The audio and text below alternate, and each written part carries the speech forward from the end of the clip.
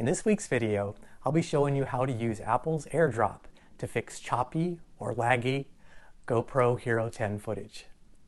I didn't know this as I'm relatively new to video, but I found out when I got my brand new Hero 10 device that the Hero 10, as well as newer cameras, save footage in a codec called HEVC, or H.265. HEVC actually stands for High Efficiency Video Codec. Now it's great because the file size is small, but what isn't great is my older MacBook Air and also a number of PCs play back the video very poorly. In fact, it might not even play it back at all. The first thing that I figured out when I was researching this problem is that the Hero cameras, they have a compatibility mode, which allows you to save footage, 4K footage, in H.264 compatibility mode as opposed to HEVC.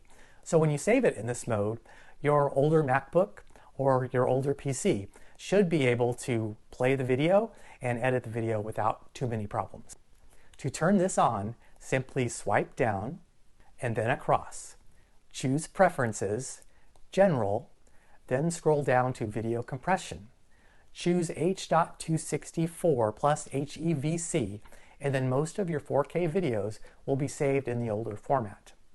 Note that it will warn you if you select a resolution that can't be saved in the H.264 format. So now for my workaround.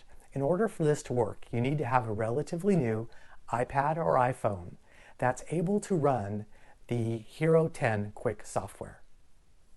So now, simply load the Hero 10 Quik software, pull up the media from the Hero 10 device, and then click on the Share button. Then, when the Share page comes up, click on the More button, which is like a 3 dots icon, and then select Airdrop to copy the footage to your Mac.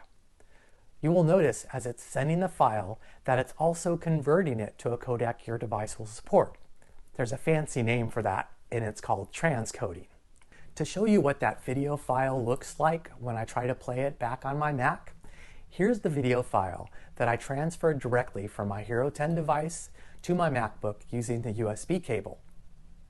You will notice how choppy and laggy the footage is, and I can't use it at all when I'm trying to edit the file. So the next video file is the one that I airdropped from my iPad directly to my MacBook Air. Notice how smoothly the video plays, just like it's supposed to. I have since discovered that you can use software transcoders like Handbrake, and recently I moved from iMovie to Final Cut Pro, which includes a transcoder built into it, which allows you to create proxy files on the fly. But this is a cheap alternative for those of you that want to use this method. So I really hope this helps someone. It certainly helped me. As always, if you found some value in this video, please like it and consider subscribing to my channel. My next creator video will be a transition guide for those of you wishing to make the jump from iMovie to Final Cut Pro. Once that video is complete, you will find it right here.